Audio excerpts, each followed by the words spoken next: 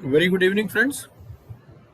Today we are here to discuss provisions of Arbitration and Conciliation Act.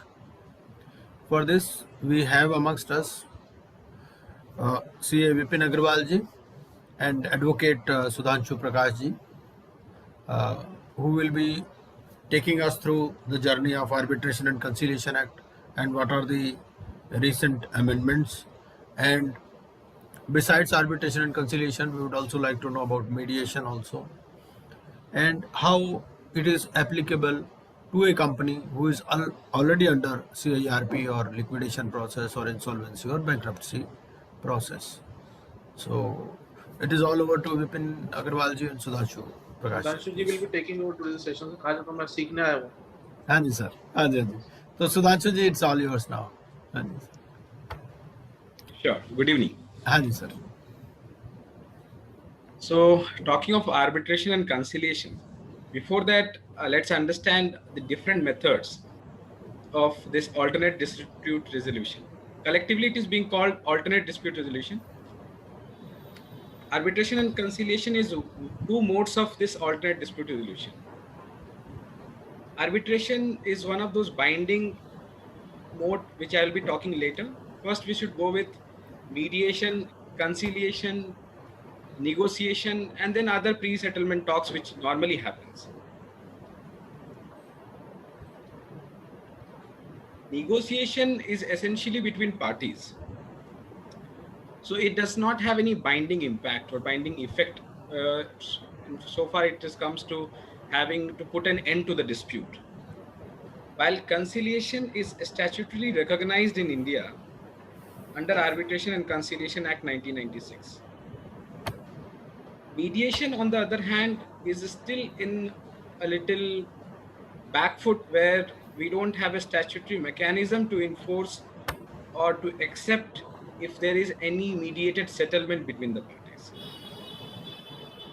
However, there has been several amendments to some state amendments, specifically if I talk about Jammu and Kashmir after the Reorganization Act has specifically amended Arbitration Conciliation Act last year to recognize that mediation can be one method to put an end to the arbitration, any dispute which is pending arbitration or it has been brought before any judicial authority, which I'll be talking how does this arbitration mechanism work. But mediation and conciliation is being recognized. Rather, I will say mediation is being recognized by virtue of amendment in Section 8 of the state amendment done by Jammu and Kashmir. So, before getting into what is mediation or conciliation, both of them are a method to put any dispute an end by the parties. But the foremost consideration there is that there is no adjudication of dispute. It is mostly parties coming to a settlement through involvement of a third party. Now, in conciliation, we have an expert person who is acting as a conciliator, who suggests certain advice, who will put some advices and who will put certain suggestions to the parties to effect a valid and binding conciliation, binding settlement between the parties. On the other hand, in mediation, the problem lies is that mediator's role in India is very limited. He would act only as a facilitator. He can't suggest, he can't ask the parties to look forward and accept as any proposal in order to suggest or in order to say that that proposal might help them or rather will be beneficial to their interest.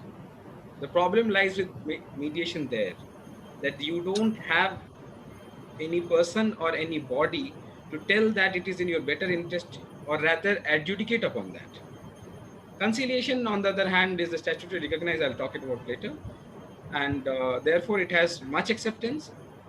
To talk of, in terms of acceptance, if any conciliation turns into settlement between the parties, then that settlement can be recorded and conciliator can sign it with the parties, and that would be deemed an arbitral award in terms of Arbitration Conciliation Act 1986. But when it comes to mediation, that recognition is lacking. But there are 2-3 provisions which will help to understand that mediation can also be binding, but not as in the way how conciliation or arbitration is well accepted by the courts later or by the parties in terms of enforcing or respecting that whatever settlement happens.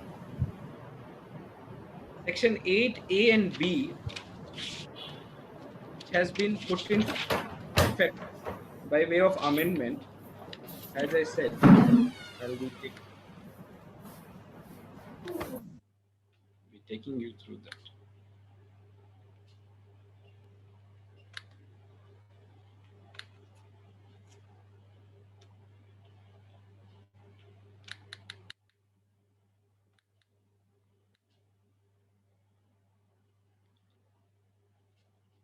So after this, Jammu and Kashmir and Ladakh has been reorganized by way of a central ordinance. Section 8 and 8A and 8B has been put in for the purposes of the state of Jammu, Kashmir and Ladakh, where it says the power of court seized of petition under section 9 and 11 of the Act to refer the dispute to mediation or conciliation. Now, this is one of the provision which actually talks about mediation statutorily and effect of it in case it succeeds. The provision there provides if the mediation if the parties are successful in concluding the dispute, and if there is a mediated settlement, then that will be binding between the parties. So this is one of the one of the provision which actually recognizes. And the other definitely would be section 30 of Arbitration Act itself, where people have, as in where the people normally have missed out that if there is a dispute between the parties and if it is pending, or if it is even pending before an arbitral tribunal, but if arbitral tribunal comes to the conclusion that prima facie there is an existence of settlement or there is some chances that the dispute can be settled, they should refer the matter for settlement. They should refer the matter for mediation or conciliation. However, as we normally see in practice, nobody suggests for any settlement once the procedure commences or arbitration procedure starts. So section 30 of Arbitration and Conciliation Act, in that way, it's very important, which reads, I would say, settlement. If it is not incompatible with an arbitration agreement for an arbitral tribunal to encourage settlement. So ideally, if the matter goes to an arbitral tribunal, an arbitration tribunal has been constituted to adjudicate upon the claim by a way of arbitration, there is no bar that if the tribunal comes to a conclusion or prima facie they are satisfied that yes, this can be settled between the parties. It is not one of such disputed issue which has to be adjudicated finally by taking evidence and all. That can be referred for settlement by way of mediation or conciliation. And there again, mediation here, in case it succeed and there is a mediated settlement, then that will be binding and it will be just like another arbitral award. So these are 2-3 provisions where we actually find a statutory backing to mediation. Otherwise, this mediation in India today there is no statutory backing and it lacks binding force to that effect. Anshu, I have a question here. Yes. As you just mentioned that section 8A and 8B is there with the J&K Reorganization Act. So that is only a state amendment applicable to the state of Jammu and to the UT of Jammu and Kashmir? That is right. Okay, so it is not applicable to the entire. It is not applicable. It is a state amendment. The problem is that since this matters lies in concurrent list, both the state and the center has the power to make amendments to that. Okay. But again, that effect of it would only inure to the benefit of that state, not to the center. Further, as far as I understand, like arbitration is majorly of commercial disputes. That's true. But mediation has a wider spectrum. It can be of personal dispute, matrimonial matters, other matters. Right. So whatever section 30 of Arbitration Act is providing, it is only providing for mediation as far as the Arbitration Act goes, like only the commercial matters. While for mediation, it is not commercial, but barring certain things, largely it is mostly commercial or contractual Yes. rather, So, as disputes arising. well, section 30 does not cover matrimonial matters like, so because there won't be any arbitration agreement. So Arbitration Act as such doesn't cover. so that's what I'm saying. So mediation there has to be a private agreement which is no legal backing as such. No, but this is where I come. Where in section 30, what has already been barred from having an arbitration over, like testamentary issues, your rent control has now been taken care of. That rent dispute can be in Vidya Drolia case, but then your criminal matters, matters related to matrimonial matters, these things are already barred from being arbitrated as of now. The law as it stands today.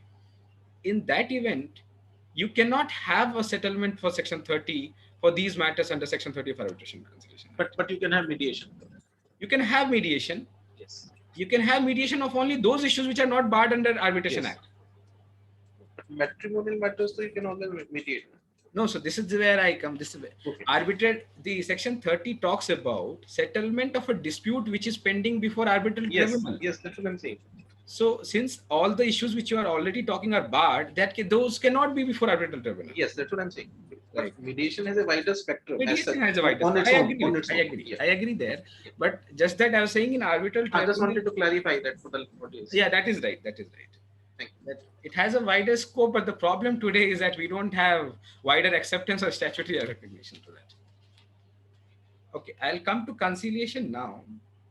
Conciliation, on the other hand, is not much different from mediation. Only thing is that the conciliator, the expert person here, ensures there is a fair process involved, and that is there is no coercion between the parties while coming to any conclusion, and he facilitates with his experience and expertise in that area settlement of the dispute between the parties. Part 3 of the Arbitration and Conciliation Act, which starts from section 61, deals with conciliation and again concludes that if the parties are successful in settling the dispute, then there can be a settlement between the parties which will be signed by parties along with conciliator, and that can be signed and it will act as arbitral award for the purpose of this act.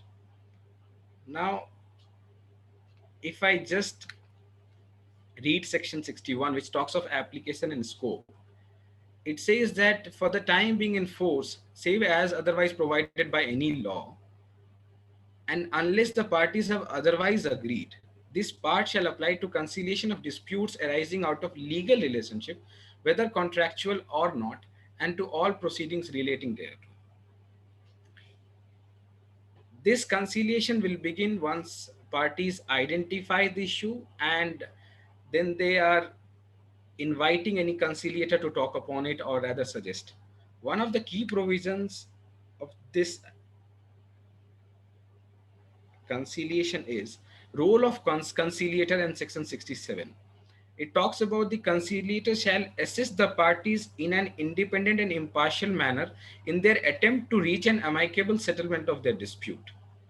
The conciliator shall be guided by principles of objectivity, fairness and justice, giving consideration to, among other things, the right and obligations of parties, the uses of the trade and concern and circumstances. The other things which I will not be getting into detail is that conciliator has to act fairly in order to mean that if there is a suggestion from one party, he has to pass on to the other. If there is another counter suggestion from the other party, he has to make it understand to the other party how beneficial that would be. So today, conciliation on a not much different parlance, it is accepted and statutorily recognized. This is where in India, parties do recurse to this conciliation than taking through mediation. Now there are methods, negotiation, as I said, it is between parties and there is nothing, but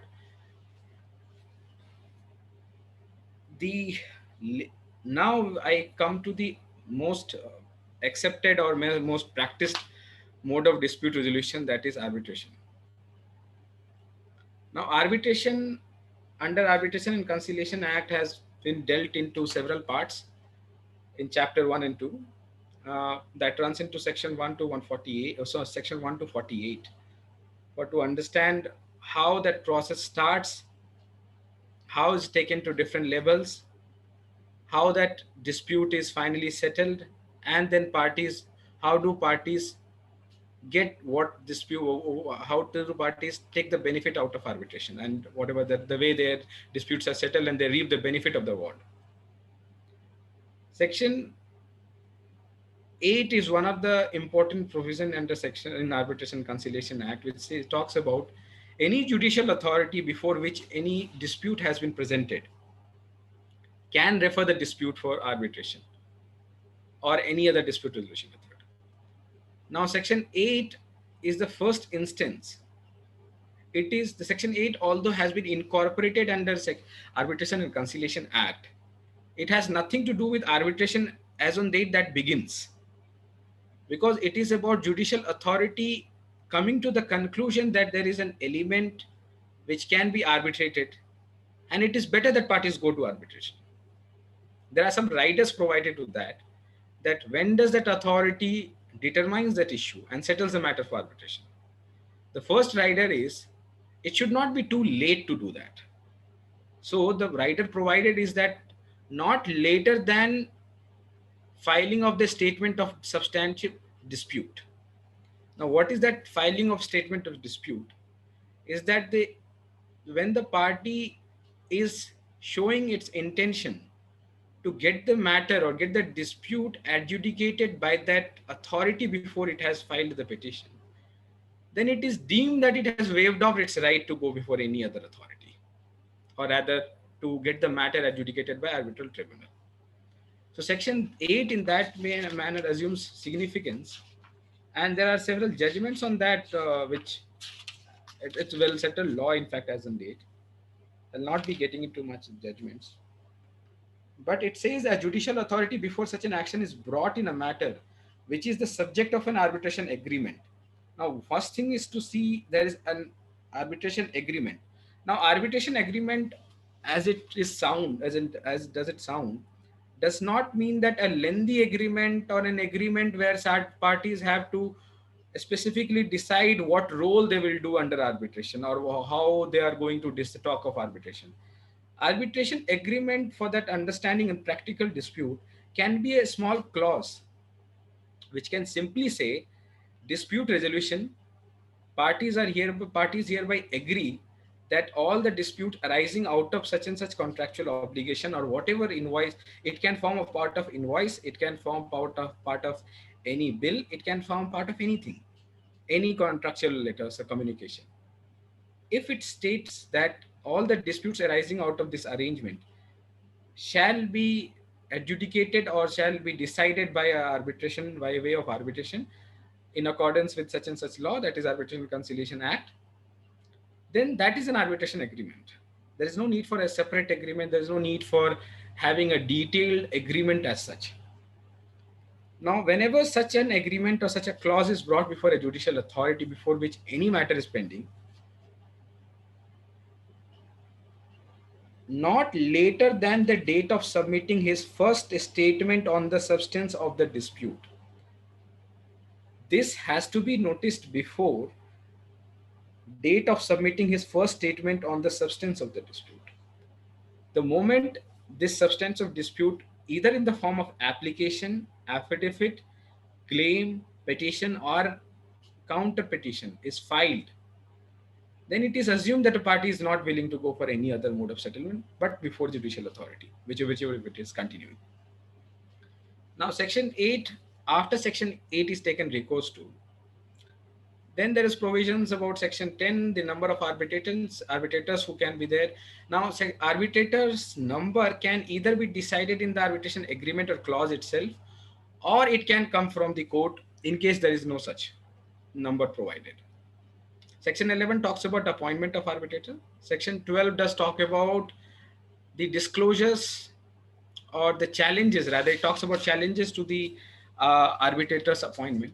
But in a way, it talks about when a person should be appointed as an arbitrator and when all he should not act as an arbitrator. So it talks about transparency and fairness for the purpose of having a dispute settled fairly and in a transparent manner, which can be accepted, not being an arbitrary, perverse, or capricious. One important section which I just missed is section 9 of Arbitration Act, which talks of entry measures. Now, entry measures are those measures which, if a party feels that until I go to arbitral tribunal and my disputes are accepted, my claims are accepted, and any effective order is passed, there is chances that the respondent, who is on the other side from whom the claimant is, the party who is going to arbitral tribunal, is having a valid and subsisting debt payable. He is of is of opinion that this respondent will dispose of its property, or it might have that in future they will not be able to protect the interest even if an award is passed. It can apply for certain interim directions. Amongst other things, section 9 talks about the preservation or inspection of any property, interim injunction of appointment of receiver, or any interim measure of any protection which will finally help in having the award in favor of any party enforced and reaped out the benefit from there.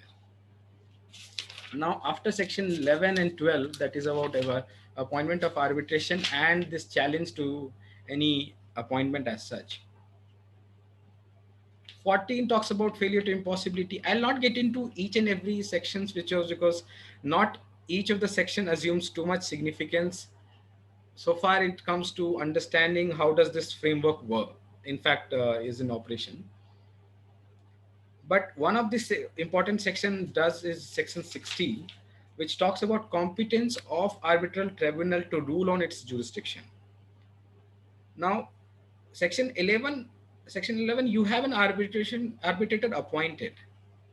Section 12, you have a chance to challenge it on the ground of it having relation to the other party, or it being impartial, or it being continued arbitrator for that party.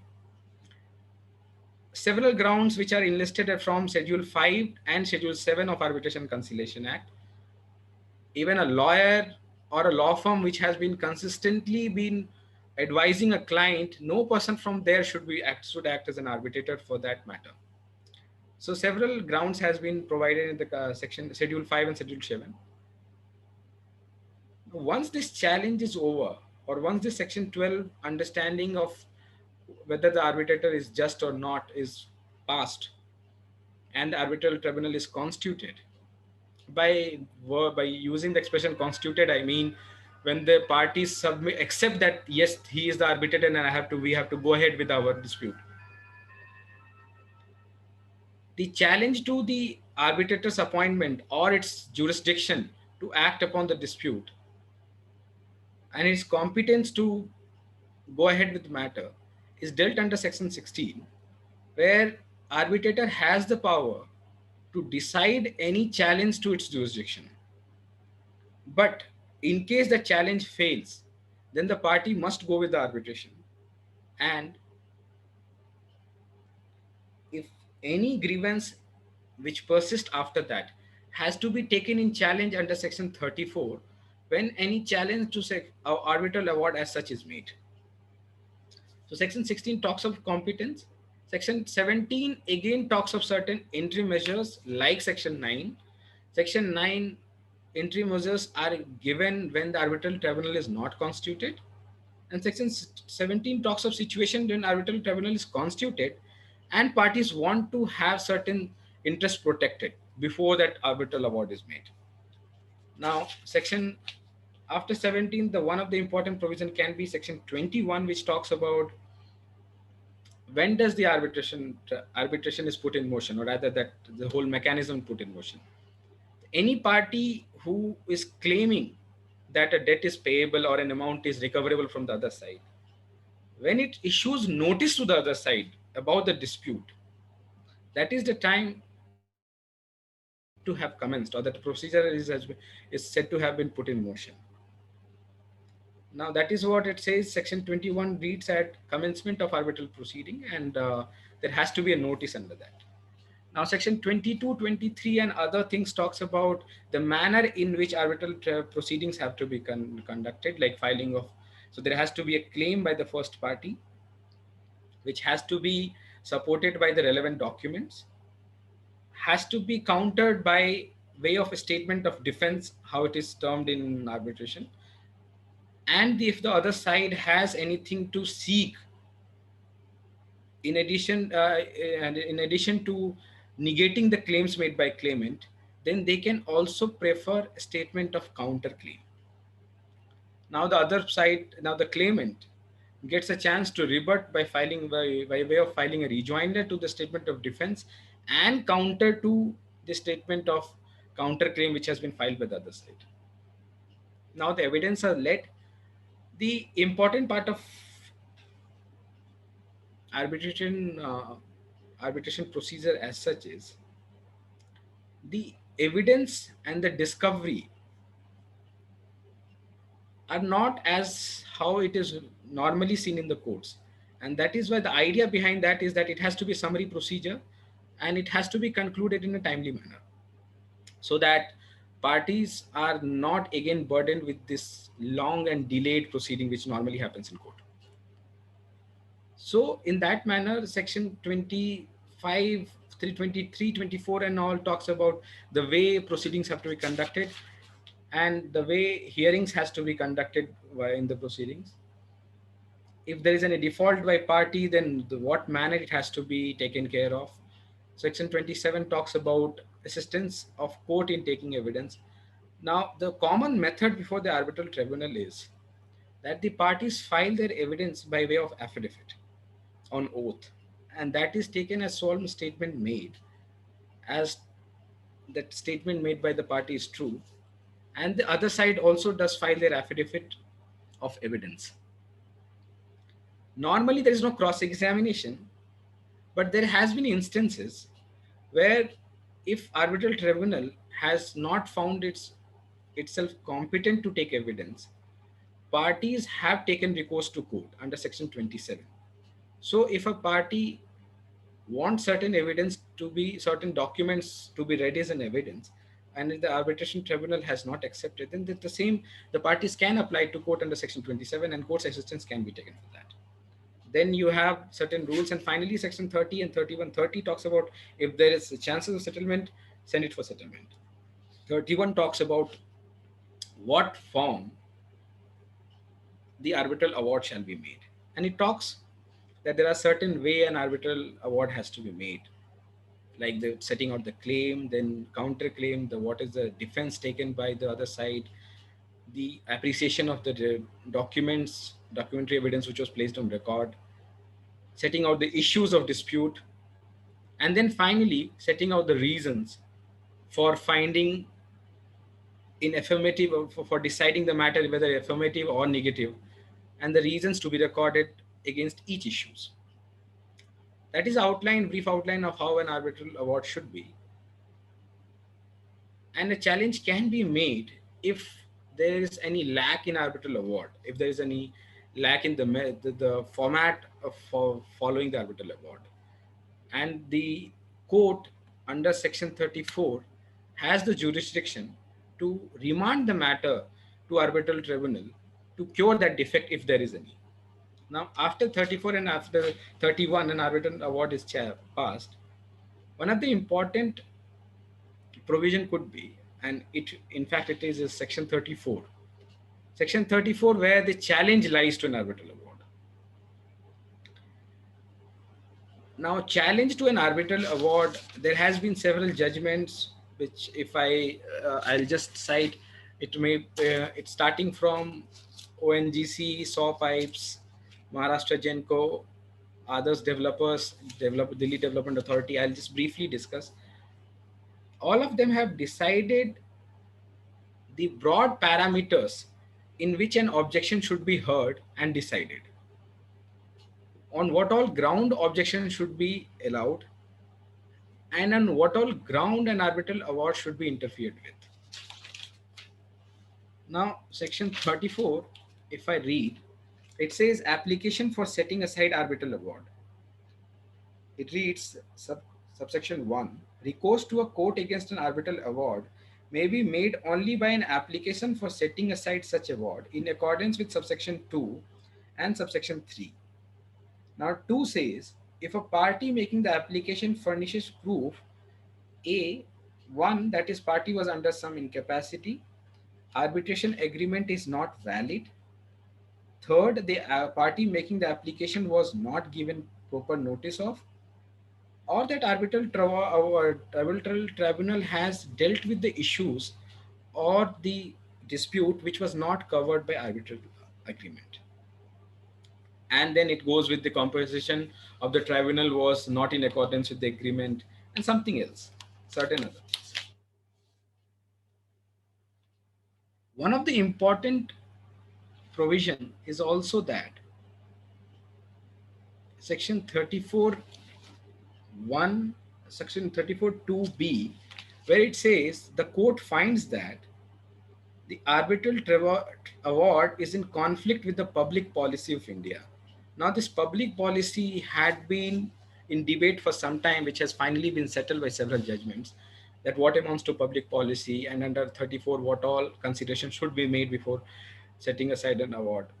Because an objection to an arbitral award under section 34 under the act is not one of those first appeal under the normal civil court proceeding, where the court has the power to look into the evidence minutely and reappreciate the evidence as such. So the arbitral award, the challenge to arbitral award under section 34 is in form of an objection, not like a first appeal. Like normally in the suit or in any normal civil proceedings, there is a suit which is filed, like how arbitration claim is filed. And finally that suit is decreed. Once it is allowed in favor of either party or partly allowed, it is decreed. Now that party which got it in favor has the duty to enforce it to reap the benefit out of it. But the party which suffers this decree has the right to file a first appeal under section 96 of Code of Civil Procedure. Under Code of Civil Procedure section 96, the court has a duty, the first appellate court as it's is pronounced, first appellate court has the duty to look into the evidence, reappreciate the evidence in an independent manner than what was done by the original court. But under section 34 objections in Arbitration and Conciliation Act, it is in a different form and it is on a much narrower compass, unlike how it happens in first appeal.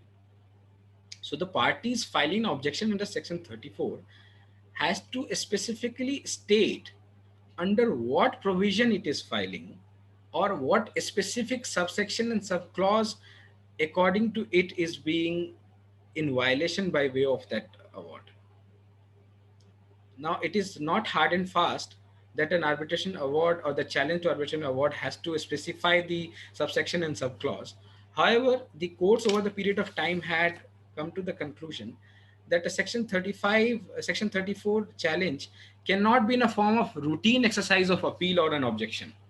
It has to identify exactly what wrong has been committed by arbitral tribunal and what law has been in contravention, and it has to then submit it to a case before the court. It cannot be a lengthy mechanism again. Court, while dealing with 34, as has been held by Supreme Court in several judgments, if I may highlight one or two of them, is Oil and Natural Gas Corporation ONGC versus Saw Pipes in 2003, 5 SEC 705. Again in FISA Developers, Associate Builders is one of the important judgment which is more recent. Associate Builders versus Delhi Development Authority. And Ravindra versus Union of India. Again, Rashtriya Ispat Nigam versus Diwan Chand Ram. The question, the issues or rather the propositions which has been founded by the Supreme Court is, while dealing with an arbitral award, court should not substitute its views and they should be slow to interfere with the award unless there is a finding that the arbitral award as such is arbitrary, perverse, patently illegal, in violation to the laws in force of India laws as it is enforced in India, or it is against the public policy. Now, public policy, the term has been explained in the section and has been dealt by the courts over the period of time. The ONGC and SAW pipes, about while dealing with public policy, has held that it should be given a wider and not a narrower meaning, and court can set aside the award if it is in contrary to fundamental policy of Indian law, contrary to the interest of India, contrary to justice or morality, or is patently so illegal that it goes to the root of the matter, and further that it is so unfair and unreasonable that it shocks the conscience of court. So any arrangement or any award so obtained which shocks the conscience of the court, or it is so patently illegal, and as such as there are different versions of that being fundamental policy, these are one of the propositions, one of the parameters which has judicially evolved over the period of time. But the section has already laid down certain things, that if the party was under some incapacitation to contest, if the party who suffers the award has no idea that such an arbitral tribunal has been constituted, or if the arbitral agreement as such was not valid under the law, or that the issues or the dispute which has been settled finally was not covered under the arbitration agreement as such.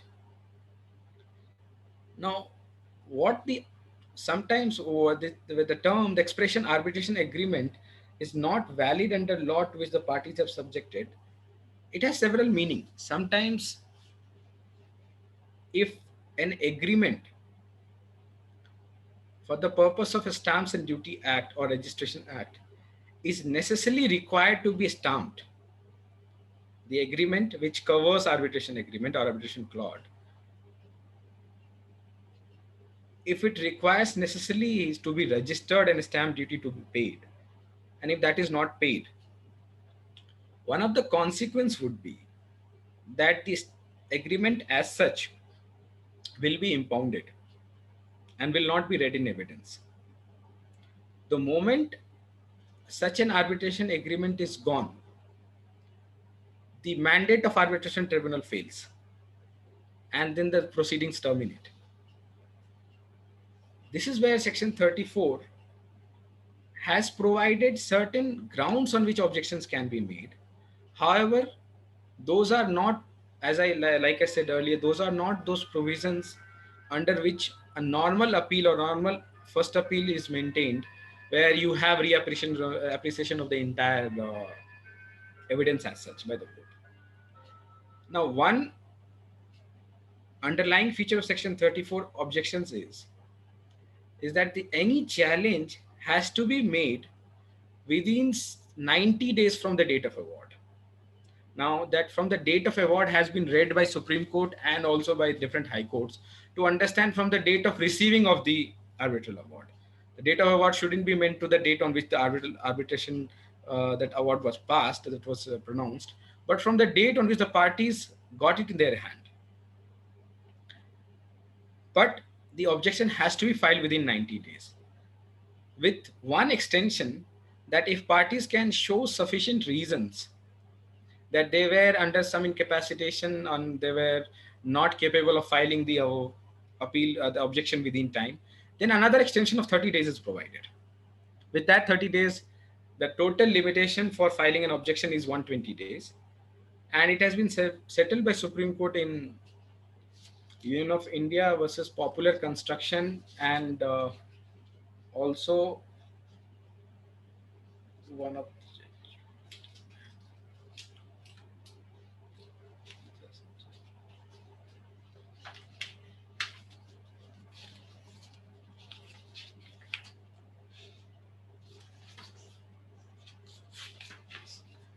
So Union of India versus Popular Construction and Consolidated Engineering versus Irrigation Department. These are judgment of 2001 and 2008, by which Supreme Court has settled that the application of Section 5 of Limitation Act in its generality has no application to Section 34 objections. And once the outer limit of 120 days has passed, then it is deemed that there was no objection to the award, and award as such can be enforced. Now, after this comes the important provision, Section 36, which talks of enforcement. Now, enforcement, as I understand, as we all understand, is execution, normal term execution of the award which has been rendered in favor of any party. Now, when are you entitled to enforce the award? It can be understood on two broad parameters. One, when the objection and any further appeal from the award has failed and the award has such a finality. Second, that parties have never challenged the arbitral award, and that outer limit of 120 days have elapsed, and then that the arbitral award as such can be enforced. So Section 36, any party can enforce once one of these two or any of these two is over. Now under 34, there had been several dispute as to when does that 120 days limitation does start kicking. One of the argument was, as has been held by several judgment, is that when 120, the moment the party gets that award in their favor, in their hand, the limitation starts. But there has been different line of judgments in the cases where parties have come before the court stating that they never got an award, and as such the objection couldn't be filed, and then the enforcement is bad in law as on date. The court in those circumstances have held that when it meant objections have to be filed within 120 days limitation, 120 days extended the maximum period, it has to be filed in those 120 days. And if it is not filed, then party has to show that what prevented them from filing in Section 37 appeal. Now, if an award is passed and sent to the parties on their last known address, if it is posted to their last known address, and if it is validly stamped and addressed by taking recourse to Section 27 of General Clauses Act, Supreme Court in several judgments have held that it is a valid delivery. The moment it is dispatched with correct address or the last known address with the valid stampage, it would be understood as it was a valid delivery, and parties have come to know about the arbitral award. So any challenge on that ground that it was not known about the arbitral award in Section 37 appeal will not be accepted. So Section 36 enforcement will depend upon either arbitral award attaining finality or this party failing to object to the arbitral award as such. After enforcement, or rather after 34 objection, one important provision is Section 37, which is an appeal against certain things, which includes appeal from an order either declining to interfere with the arbitral award or interfering with the arbitral award. 37 also includes appeal from Section 9, Section 17, those against the order passed on interim measures. However, for the purpose of our understanding, when the court declines to interfere with the arbitral award, the objecting party has a recourse to file an first appeal before Section 30, before the Honorable High Court under Section 37. Normally, Section 37 appeal lies to Honorable High Court. But again, the ground there is very limited, and Section 37 appeals are futile exercise in the common practice, unless and until somebody can show that there was something patently or apparently error which has been committed by arbitral award not noticed by objecting court, the court under which Section 34 petition was filed. So this is in sum and substance how the arbitration mechanism does work. And if everything fails, Section 36 enforcement can be taken recourse to, where arbitral award is being executed, and then finally the way CPC execution happens, more or less same, that appointment and that enforcement is taken care of. From 37, however, the Act does not provide for any further remedy to any party. But in common practice, as we understand, Article 136 of Supreme Court entertains any special leave to appeal petitions against any order, irrespective of the order is coming from tribunal. Although in common parlance, nobody challenges an order without going to High Court. However, Section Article 136 reads any order. So the person party objecting to award or filing an Section 37 petition, if they have failed in Section 37 challenge, then the last recourse to them is to file a SLP before Supreme Court under Article 136. Several issues have been settled, in fact, under a petition which had been filed as a SLP, including those cases where we have finally seen that law has been settled in terms of what amounts to when does that, what is the outer limit for Section 34 objections, what are the different grounds on Section 34 objections can be interfered, Section 34 objection petition can be allowed, or arbitral petition can be interfered. Much of the matter for which you, in which you represented NTPC, it was the time limit under Section 37.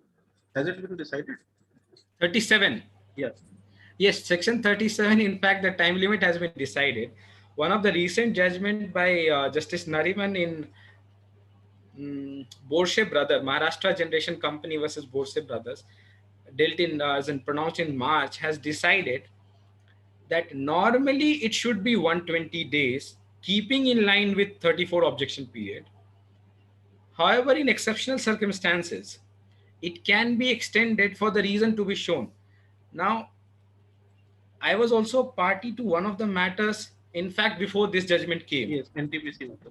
NTPC matter. This was, our matter was the first matter to notice the views, or rather judicial legislation, I would say, on this aspect. Varindra Construction and NV International. There were two judgments of Supreme Court in 2019 by Justice Nariman itself, which it had, whereby it had been provided that keeping in mind the overall mechanism of Arbitration Act and the speedy disposal, we will put an outer limit like 34. The outer limit should be 90 days plus extendable by 30 days, so 120 days. We had challenged this judgment in our case, highlighting that there is two judgment without any statutory backing. So law does not provide for any time. Law doesn't provide. Section 37 is silent on limitation aspect. So NV International and Varindra Construction on that way was a judicial legislation, and we had highlighted, and that led court to at least say that we will decide and we will try to reconcile of our all judgments. And since it was a larger bench before which we had appeared, and it was a combination of 3 judges, they were keeping in mind the judicial decorum to not to interfere with the judgment of coordinate bench. They decided that yes, we will settle this issue.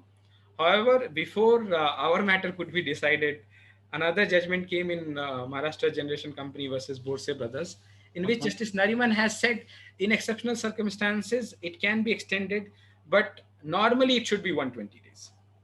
Certain exceptions are provided, and that also includes the reason, and Section 5 Limitation Act does come into play there for the reasons to be sufficient reasons to be shown. So it is, the Limitation Act is not completely barred in Section 37, but to a limited extent it is. While dealing with that judge matter, the Supreme Court also dealt with several acts, including Commercial Courts Act of Delhi, which of 2015, which puts a bar of 60 days in filing any appeal under Section 37.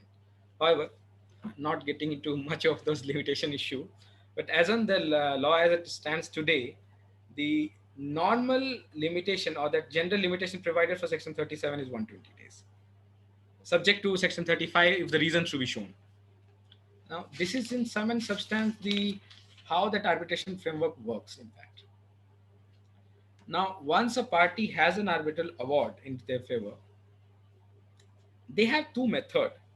Now, one method, generally understood method under the Act, is to enforce it by a way of Section 37, Section 36 enforcement, like execution of the award, and they reap the benefit out of that.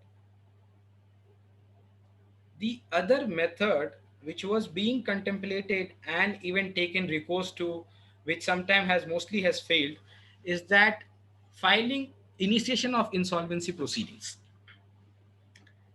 Now, under insolvency, our new code, the Insolvency and Bankruptcy Code of 2016, if a party, the party who can initiate the insolvency proceeding has been defined broadly under two categories: the financial creditor and the operational creditor.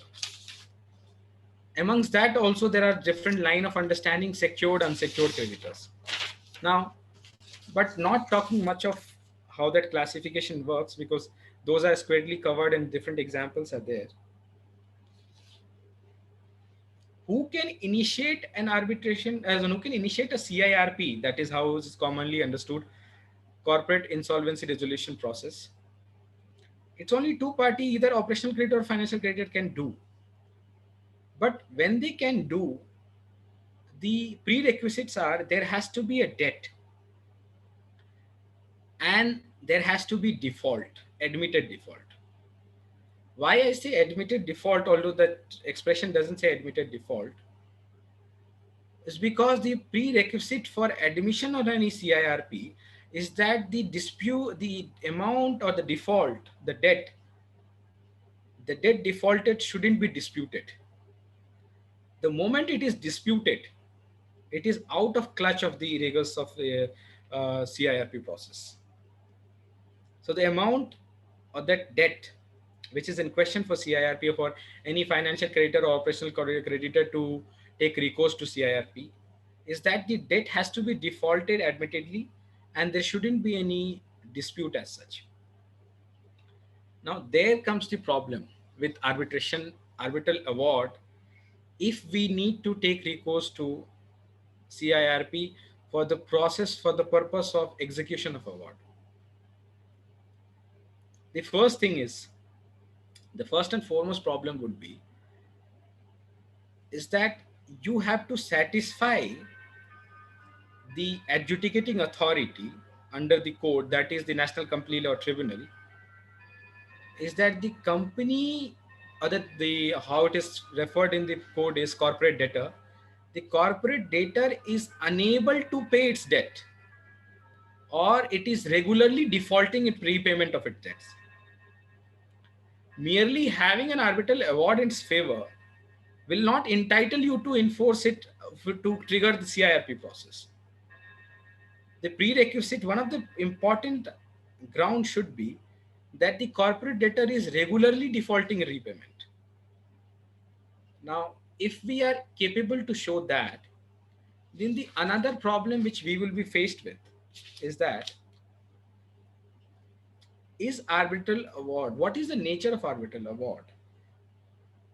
Is arbitral award an admitted debt? And if it is a debt, then what is the debt? What is the nature of the debt? There has been several observations of different courts that arbitral award does constitute a debt.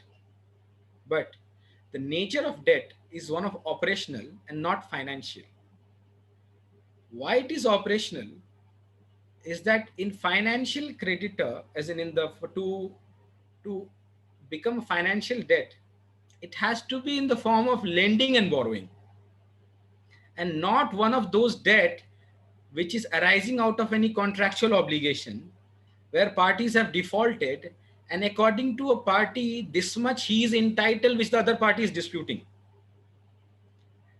So which with the arbitral award as such, there is no direct there is no nexus of this principal, lender, and borrower. Therefore, it does not become financial debt, as has been held by different courts. Now, just because, again, here, what is important to understand, for the purpose of CIRP, the nature of debt has to be looked into, and not the nature of the party, whether it was a financial creditor who has succeeded in securing arbitral award, or it was an operational creditor. The nature of party is immaterial. The nature of debt, what is material? Several courts over the period of time has held that it is an operational debt, and therefore the problem which I'll come to later is it's in realization when the CIRP begins.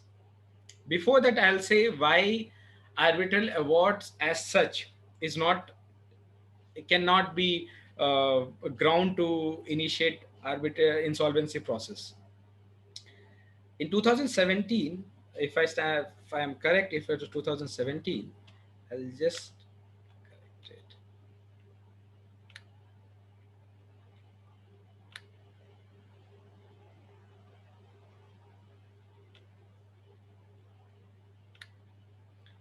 It was decided on today, 3 years ago, August 14, 2018, K. Kisan versus Vijay Nirman Company. Now, in K. Kisan versus Vijay Nirman Company, Supreme Court finally held that arbitral awards can be a ground for initiation of insolvency proceedings. But since parties have the recourse for Section 34 and 37 or any further petition arising out therefrom, the debt as such is disputed, and it cannot be stated to be an admitted debt for the purpose of initiation of corporate insolvency resolution process. So therefore, after K. Kishan versus Vijay Nirman, it has become it has been finally decided, it has finally been put to a rest that in case of arbitral award for the purpose of initiation of resolution process, the award should have attained finality, and or the party should have failed to challenge. Either of these circumstances, unless it is achieved, the execution of it by taking recourse to CIRP will be difficult for the purpose that it is termed to be disputed. Now, second problem before executing any arbitral award by way of insolvency is the parties must satisfy that the corporate debtor has failed and is repeatedly failing in repayment of its dues. Now, unless that is satisfied, the CIRP cannot be admitted, and any application filed at the instance of any creditor, be it operational or financial, can be dismissed with cost under Section 65, finding it as a frivolous application. Now, these are two important riders, or rather, threshold barriers which the parties would feel before going for arbitral, before taking recourse to CIRP by having an arbitral award. Now, even if we have, assuming that that stage has come, and finally award has either attained finality or that other party has failed to object to that petition as a filed arbitration award, the question is, when a CIRP process commences, what stature do this arbitration award holder finds in the committee of creditor? That is one more important thing to look into.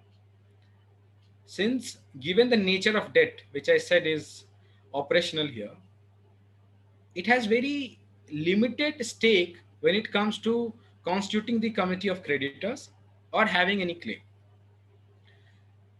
Most of the claims which are finally accepted by which is accepted by the committee of creditors are financial debts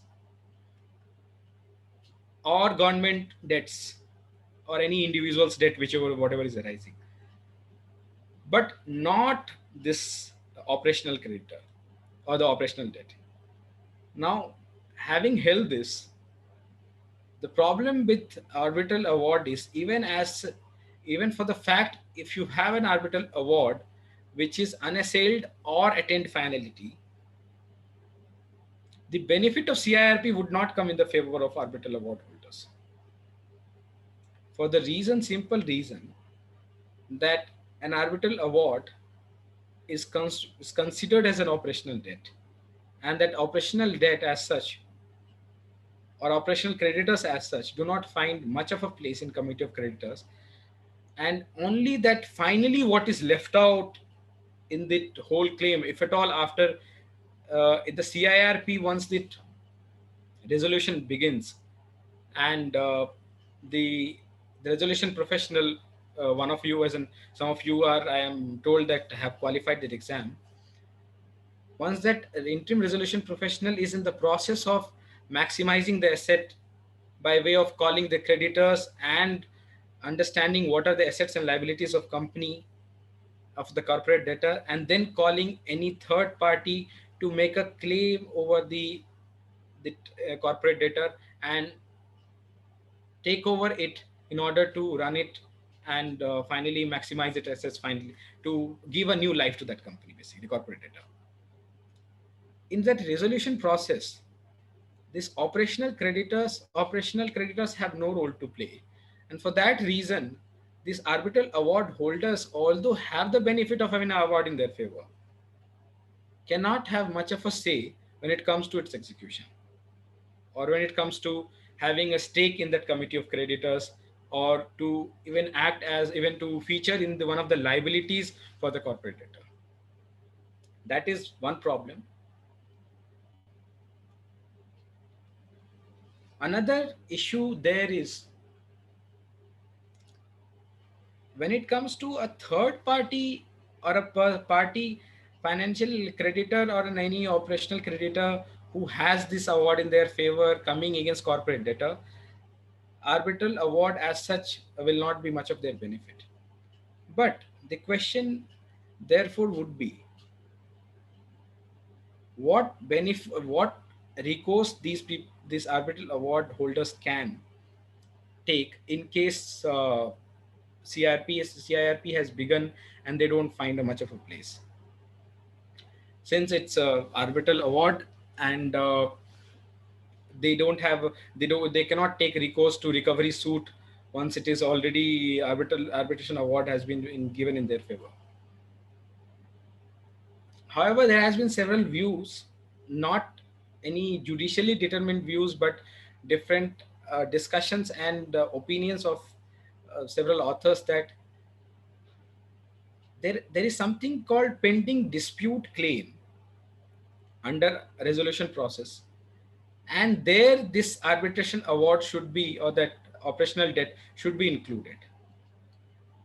Now, one of the thing which I have missed out to mention is that when does a party is precluded from making its claim also. Two things to be understood. An arbitration award holder can also go for CIRP, but it will face difficulty of not finding its place into the committee of creditors and having a say in the committee of creditors. Second problem is when the CIRP against the corporate debtor has been initiated by a third party,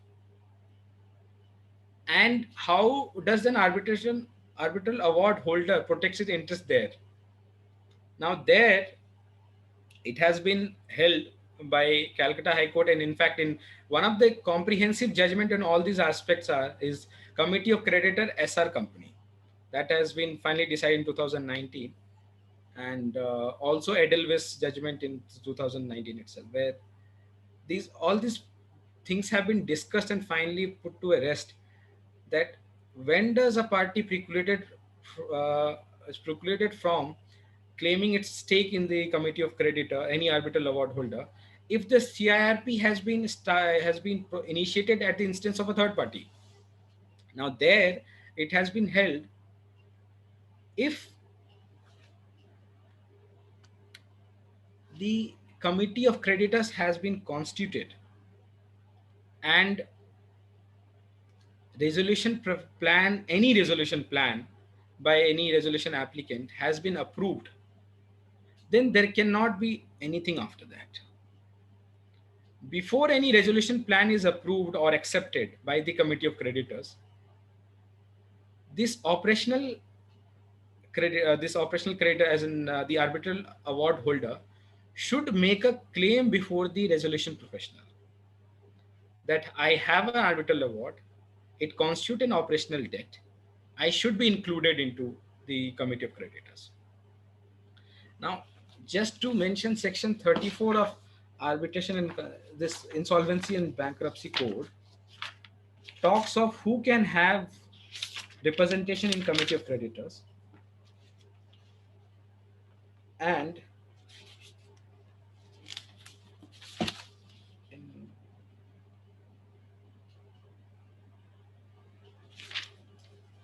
one of the provisions,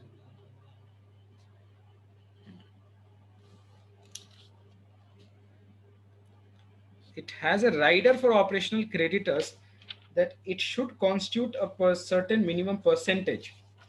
Unless otherwise, they shouldn't be they shouldn't be included into committee of creditors.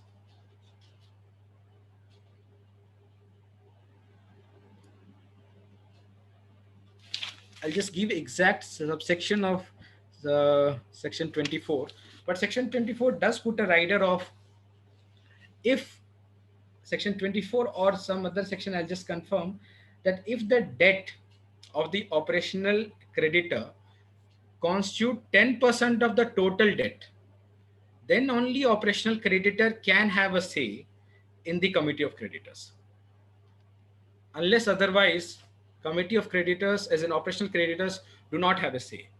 So any arbitral award holder in any CIRP process started by any third party cannot have much of a say. Now somebody had just mentioned in the comment that it is section 24 itself. In fact, that is a 10% requirement I was missing. But be it as it may, it is section 24. That is what my understanding is also. That it has to be, just a minute. There's only actually वो regulation में दिया है sir, वो regulation में है वो 10% के जो right. I think there is a question. Can I answer this question at the end?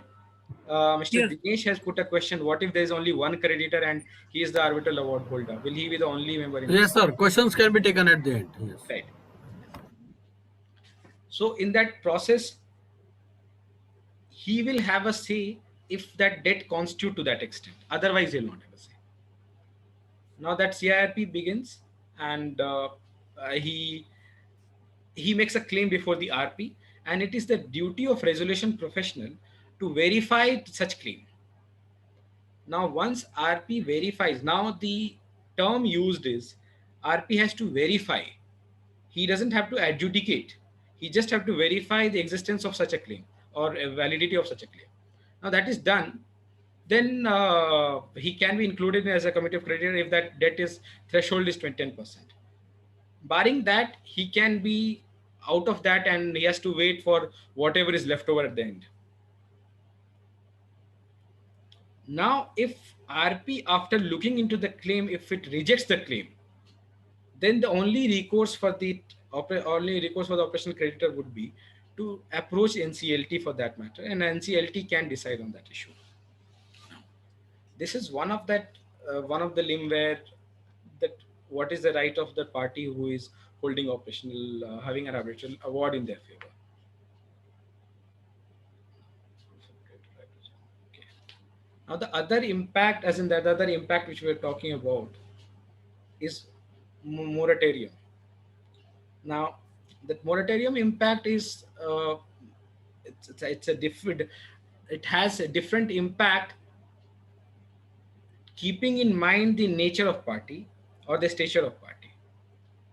Now, moratorium undoubtedly, as has been held recently in P. Pavan Raj, I'll just cover it. P. Mohan Raj, in the judgment of P. Mohan Raj, finally putting a rest that P. Mohan Raj versus Messrs. Shah Brothers, Ispat, that what amounts to suit and what would be the meaning of suit and proceedings. Finally, it has held that everything, including a section 138 negotiable instrument, that is dishonor of checks or any instrument in that negotiable instrument, dishonor of any negotiable instrument cases where parties have taken recourse to criminal proceeding, quasi-criminal proceeding case matters. The Supreme Court has put to a rest to all the issues that what would amount to suit and what all proceedings would be affected because of moratorium being put in operation by virtue of section 14 of this code. Now, in corporate resolution, a corporate insolvency resolution process, why does arbitration has been also been put under moratorium? Now, technically speaking, it is not one of those suit or proceeding. It is one of the dispute resolution process outside a court. Private parties coming to an agreement and deciding that yes, we will take recourse to such and such process and we'll have our dispute settled by a method or by a procedure which is acceptable in law. However, courts have not got into whether that would amount to suit or proceedings, but the paramount understanding behind barring any such continuation is that once the CIRP begins, and if we allow section 34 or section as in an arbitration proceeding to continue, then the problem would be that it might further lead to deplete the assets of the company which is under resolution process. That is one of the argument, but there is counter argument to that, which I'll come to later. But keeping in mind the stature, Supreme Court in SR, Committee of Creditor SR Company versus has held that simply saying that all simply having moratorium on all the proceedings or arbitration proceedings would not serve purpose. If corporate debtor is the one in whose favor arbitral award is made, then definitely that shouldn't be stopped. Because if corporate debtor is going to reap benefit in favor, then moratorium application to that will be counterproductive. Because the ultimate aim of resolution process is to maximize the asset or to negate any adverse impact on the assets. So when an award is in their favor, it should be allowed to be executed, and there shouldn't be any stopped, or there should be any moratorium on that process or in that proceeding. However, there has been several views. Different high courts have taken different view. Finally, Supreme Court in P. Mohan Raj has put an end to that question. If there is an award in the favor of corporate debtor and that award has been challenged by the other side and corporate debtor is defending that arbitral award in favor, should that proceeding be continued? Ideally speaking, it was the several high courts has taken a view that since it is in their favor, the such kind of proceeding shouldn't be continued, shouldn't be brought under moratorium. But Supreme Court in P. Mohan Raj has held that there are chances that arbitral award may get interfered with, and then that will give rise to a claim to the other side to come and make a claim before that in the insolvency process. So avoid any such problem. If there is an objection, if there is no objection under section award in favor, it's all right. But if there is a challenge pending, then such challenge in form, whether it in form 34 or 37, should be barred by this section 14 moratorium. That is one of the impact in that. However, the question, there was a second question. If an arbitration proceedings have started, or it was midway, where the corporate debtor has a better say, or it is the corporate debtor's claim which has to be realized, should that be continued or not? Again, answering in affirmative, court has said if the claimant is the corporate debtor, and there are chances that it has a valid claim of succeeding, it is chances are of succeeding, it will only result in maximization of asset. Therefore, such kind of proceeding shouldn't be stayed.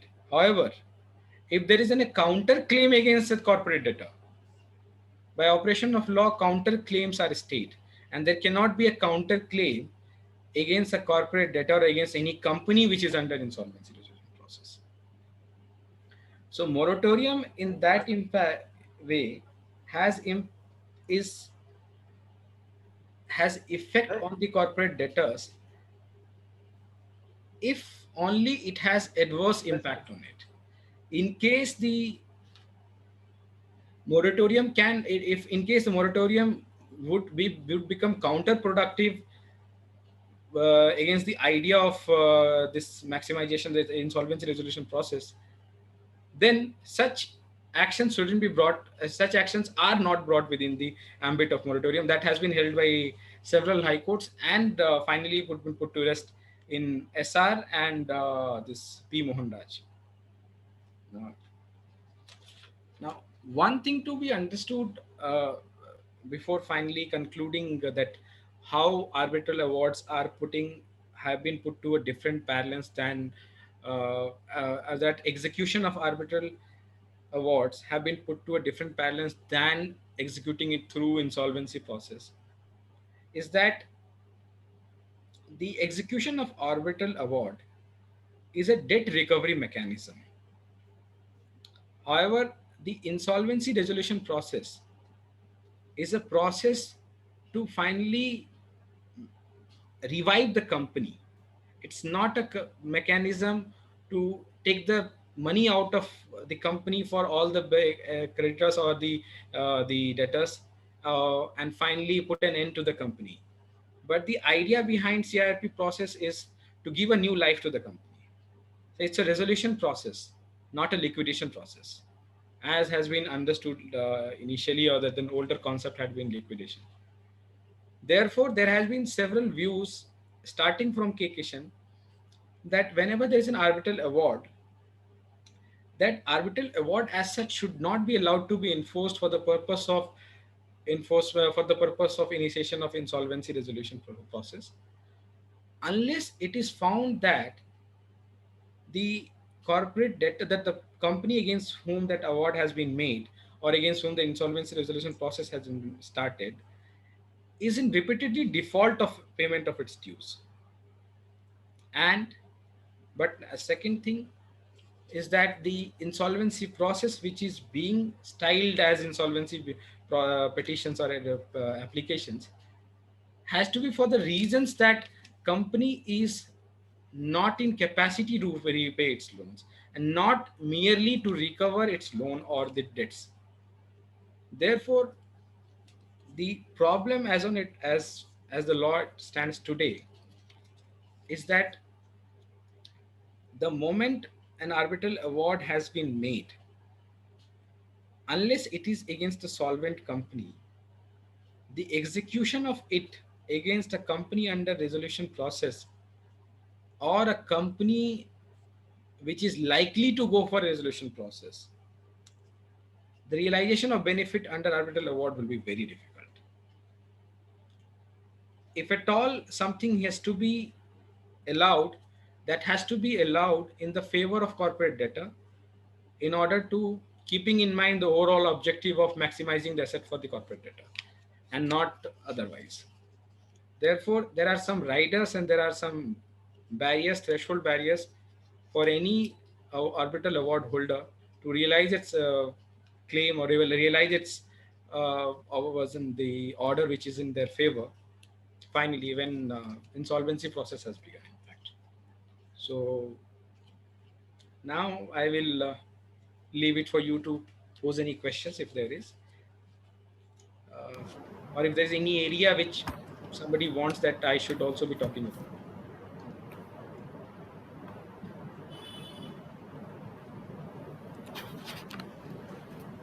Sudhanshuji, one question was already there in the chat box. What if there's only one creditor Right. Yeah, and he is the holder of arbitration award? No, that there cannot be any dispute with that. If there is only one creditor, be it, there is a precedence of understanding of which creditor will get what. Now, financial creditors are given precedence in the committee of creditors. Now, when there is no creditor as such to claim, this person definitely has a place. It's not about who will get or who is entitled to get. It's about given precedence in the committee of creditors. And it's not one of those, it's not that operational creditors do not have much of a say. It's just that unless their debt constitutes 10% of the total debt, admitted debt in default, there cannot be a question of their representation, and they have to get what is actually left out at the end.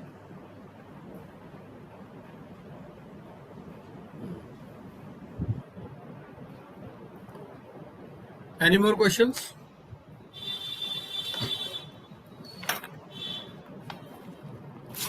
So, sir, I think there are no more questions. Definitely one of the best deliberations I've ever heard. I'm sorry that I did not have any No, visual no, no, representation ah. for And how should it go about. that was the best part. Without PPT, but crystal clear communication. Not even one word extra.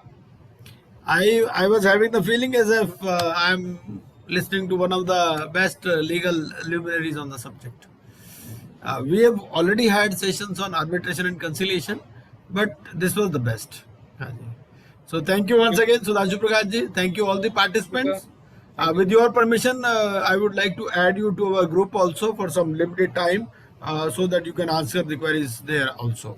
Sure, sir. Haan ji, haan ji. I'm surprised Vipin ji doesn't have a question. Normally, he is the one. Vipin ji asked in between. Vipin ji asked in between two three Right. questions. मैं गुप्ता जी से भी पूछता रहता हूँ ना, because ये तो इतने सारे सेशन Right. में खुद ही वो है, ये इतने बड़े एक्सपर्ट हैं, ये तो हमें मौका देते हैं गुप्ता जी, हम भी कुछ सीख लें, नहीं तो गुप्ता जी को सेशन ले सकते हैं। सर ऐसा है, हम तो नाइट वॉचमैन है, जब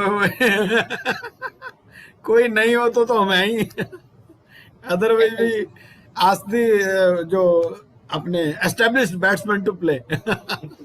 I'll just share some of the articles Yes, sir, please. which are more relevant on this conundrum of IBC and enforcement of this arbitral awards, Okay. which will be really helpful. And one area I think which I missed out was what happens when there is a foreign award. Yes. Because with the foreign award, there is a slightly different position in India, is that merely having a foreign award is not executable in India.